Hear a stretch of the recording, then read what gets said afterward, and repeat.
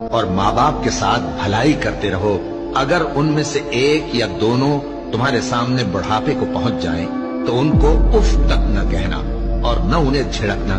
اور ان سے بات ادب کے ساتھ کرنا، اور عجز و نیاز سے ان کے آگے جھکے رہو اور ان کے حق میں دعا کرو کہ اے پروردگار، جیسا انہوں نے مجھے بچپن میں شفقت سے پرورش کیا ہے تو بھی ان کے حال پر رحمت فرما۔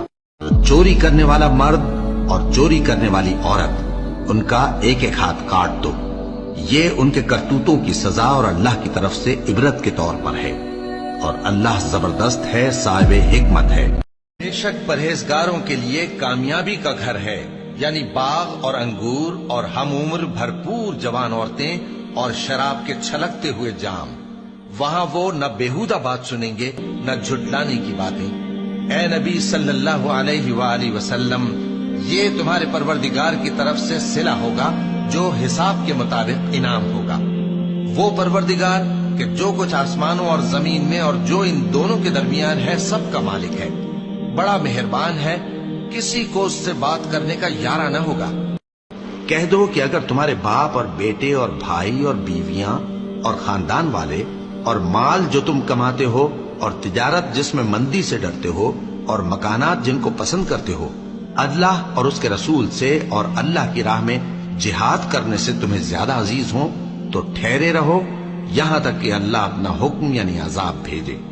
اور اللہ نافرمان لوگوں کو ہدایت نہیں دیا کرتا۔ اور جو لوگ اللہ کی راہ میں مارے جائیں ان کی نسبت یہ نہ کہنا کہ وہ مرے ہوئے ہیں،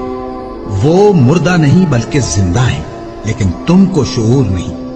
اور ہم کسی قدر خوف اور بھوک اور مال اور جانوں اور میووں کے نقصان سے تمہاری آزمائش کریں گے،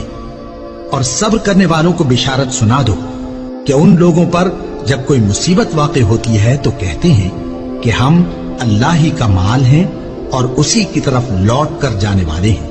یہی لوگ ہیں جن پر ان کے پروردگار کی عنایتیں ہیں اور خصوصی رحمت بھی ہے، اور یہی سیدھے رستے پر ہیں۔ جو لوگ مال میں جو اللہ نے اپنے فضل سے ان کو عطا فرمایا ہے بخل کرتے ہیں، وہ اس بخل کو اپنے حق میں اچھا نہ سمجھیں، وہ اچھا نہیں بلکہ ان کے لیے برا ہے۔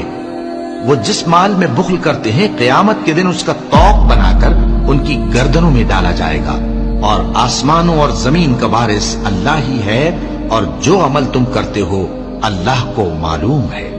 اللہ ہی کو قیامت کا علم ہے، اور وہی مے برساتا ہے، اور وہی حاملہ کے پیٹ کی چیزوں کو جانتا ہے،